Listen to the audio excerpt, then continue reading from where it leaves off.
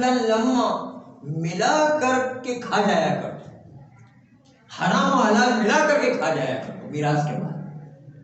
یہ بہت کم ہوتا ہے کہ انسان باہر سے کسی کی میراث کو کھا جائے، زیادہ تر یہ ہوتا ہے کہ اپنے گھر کے رشتہ دار وہی جو ہے اپنے رشتہ دار کا مال کھا جائے گا، اس کا کچھ اپنا حق بن رہا ہوتا ہے، کچھ جو دوسرا رشتہ دار ہوگا سب کا ملا کر کے اپنا حق بھی کھایا جائے، اپنا حق کے ساتھ دوسرے کا حق ملا کر کے کھا جائے گا۔ اکلا لما دوسروں کا حق ملا کر کھا جائے گا، اور جو ہے یہ بہت پیش آیا کرتا، چاہے بھائی بھائی کا مسئلہ ہو، ایک بھائی دوسرے بھائی کا حق، جس ایک بھائی کا حق تھوڑا سا بنتا تھا وہ دوسرے کا حق جو تھا اس کو اپنے حق کے ساتھ ملا کر کے کھا جایا کرتا، تو اپنا بھی حق بنتا ہے اس کا بھی حق بنتا ہے، لیکن اس کے حق کو جو حرام ہے اور اپنا حق جو حلال ہے دونوں کو ملا کر کے دونوں جمع کر کے کھا جائے گا۔ اکلا لما ملا کر کے کھا جائے گا، حلال و حرام ملا کے کھا جائے گا۔ تو خالی جو ہے بھائیوں میں نہیں، بھائی بہن میں بھی ہے، اولاد و والدین میں بھی ہے، ماں باپ کا حصہ ہوتا ہے، اس میں سے ایک پارٹنر جو ہے وہ دوسرے کا حق کھا جایا کرتا، اولاد و والدین میں بھی ہے، اور اولاد میں آپس میں بھی ہے، ایک دوسرے کا حق کھا جاتا۔ وَتَأْكُلُونَ التُّرَاثَ أَكْلًا، میراث کا حق ملا کر کے کھا جایا کرتا۔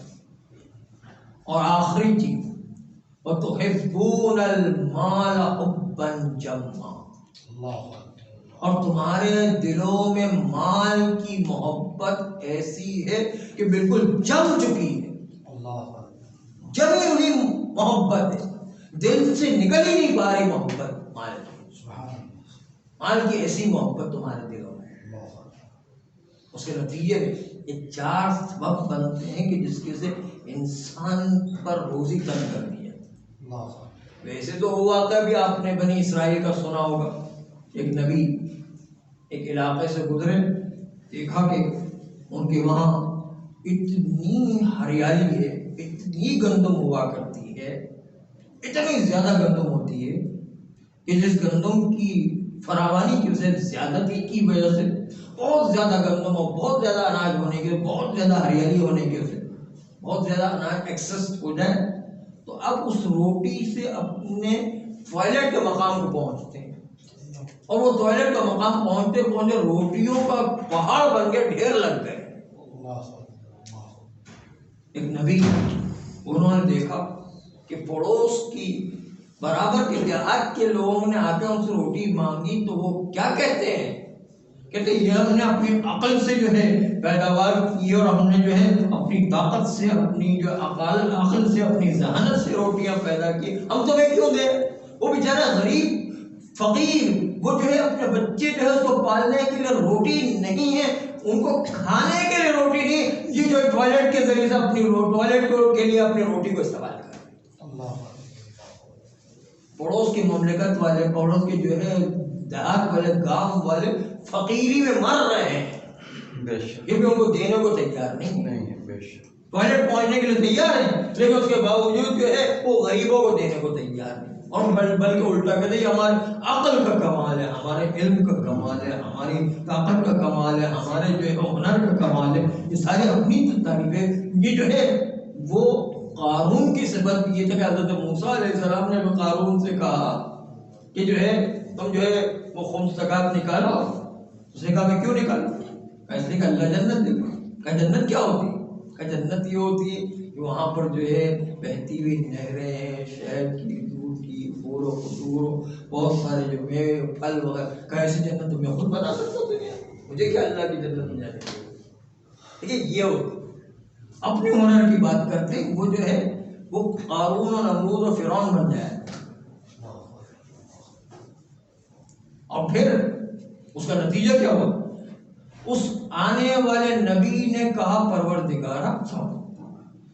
پروردگارہ یہ روزی کی اتنی توہین کر رہے ہیں کہ اپنے ٹوائلٹ کا مقام کو روٹی کے ذریعے پہنچ رہے ہیں، کاغذ کی طرح استعمال کر رہے ہیں۔ اس وقت کہا پروردگارہ اتنی روٹی کی توہین کر رہے ہیں، پروردگارہ تو ان کو دکھا دے کہ روٹی کی قیمت کیا ہوا ہے۔ بس یہ پیغمبر کی اس زمانے کے پیغمبر کی بنی اسرائیل کے زمانے کے پیغمبر کی دعا کے نکلنا کہ ایک مرتبہ وہ دریا جو دریا بہ رہا تھا وہ دریا وہاں سے سوکھ گیا. اللہ اب جو سوکھا تو چند سالوں تک تو ان کا احساس بھی نہیں ہوا، لیکن ان پر ڈھیروں گندم ہے. کئی سال تک تو وہ گندم جو پرانا تھا وہی چلتا رہا. لیکن جب آخر قارون کا خزانہ ہوتا وہ بھی سوکھ جایا کرتا، اگر جو ہے کہیں سے آمدنی کا ذریعہ نہ ہو تو بھی ختم ہو جایا کرتا. لیکن وہ ان کو تو ہوش ہی نہیں تھا، وہ اپنے غرور میں تھے کہ ہمارے پاس تو بہت روٹی ہے، ہمیں روٹی کی کیا ضرورت ہے. حالانکہ جو ہے دریا سوکھ گیا ہے لیکن اس کے باوجود ان کو فکر نہیں ہو رہی. یہاں تک کہ چند سال گزرنے کے بعد جب دریا سوکھ گیا تو اب بھی ان کے فاقے اور ان کی جان کے لالے پڑ گئے. ان کی بھی حالت یہی ہوگی اور جو دوسروں کی حالت ان کی بھی یہ حالت ہوگی. دریا سوکھ گئے تو کیا ہوگا. اب جو ہے اس سے 20 سال گزر گئے.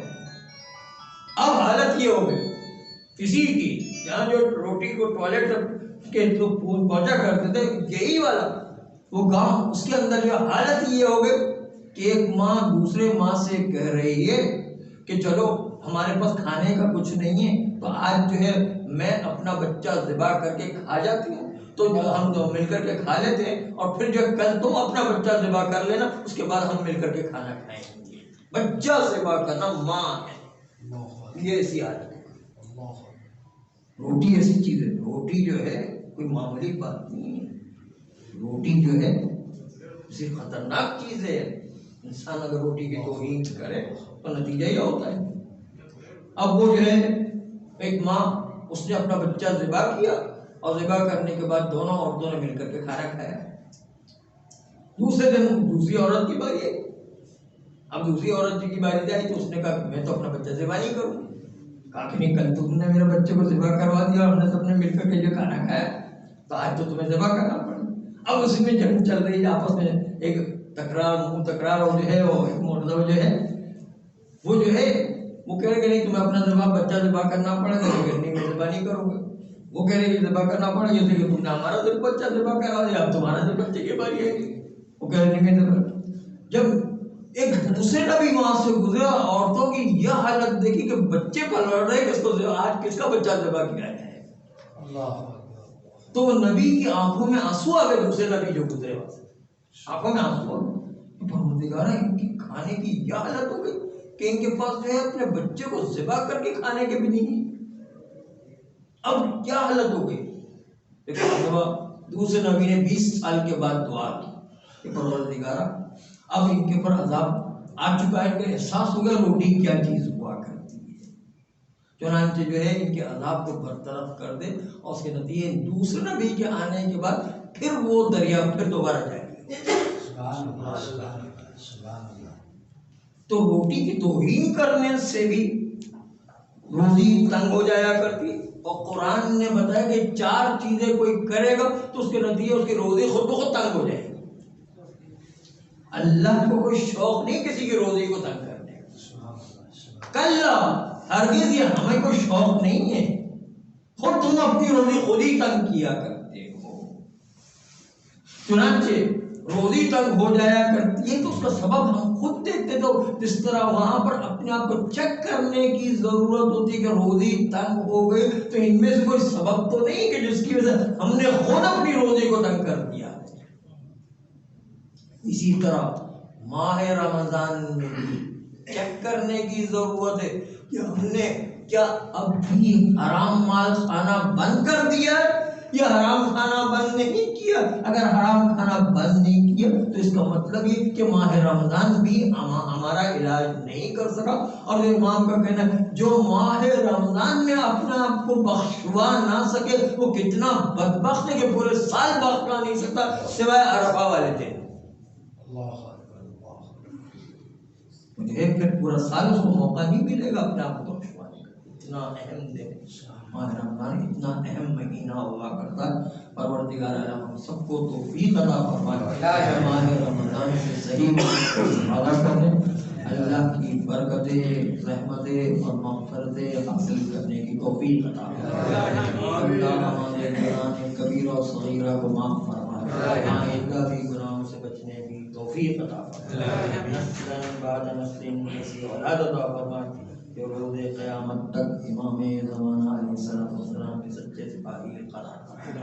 پروردگار حوزات علمیہ کی حفاظت فرما، خراج اعظام کی حفاظت فرما، انقلاب اسلامی ایران و عراق و لبنان و بحرین کی حفاظت فرما، ہم سب کو بھی امام زمانہ علیہ السلام کو سچا سپاہی قرار دے، اہل آبان و انصار میں شامل کر کے جام شہادت ایک سورہ فاتحہ کی التماس کی مرحوم مغفور عباس ماما کے لیے، عباس ماما کے لیے سورہ فاتحہ، ایک سورہ انا انزلنا اور 3 قل اللہ پڑھ کر کے سورہ فاتحہ کو بخشتے ہیں، اور کل مومن مومنات اپنے مرحومین کو بھی یاد کرتے ہیں۔ بسم اللہ الرحمن الرحیم، الحمد للہ رب العالمین الرحمن الرحیم مالک یوم الدین ایاک نعبد و ایاک نستعین صراط الذین انعمت علیہم غیر المغضوب علیہم ولا الضالین۔ بسم اللہ الرحمن الرحیم، قل هو اللہ احد اللہ الصمد لم یلد ولم یولد ولم یکن له کفوا احد۔ بسم اللہ الرحمن الرحیم، قل هو اللہ احد اللہ الصمد لم یلد ولم یولد ولم یکن له کفوا احد۔ بسم اللہ الرحمن الرحیم، قل هو اللہ احد اللہ الصمد لم یلد ولم یولد ولم یکن له کفوا احد۔ بسم اللہ الرحمن الرحیم، انا انزلناه فی ليلة القدر وما أدراك ما ليلة القدر ليلة القدر خير من شهر تنزل الملائكة والروح فيها بإذن ربهم من أمر سلام هي حتى مطلع الفجر إن الله وملائكته يصلون على النبي يا أيها الذين آمنوا صلوا عليه وسلموا تسليما اللهم صل على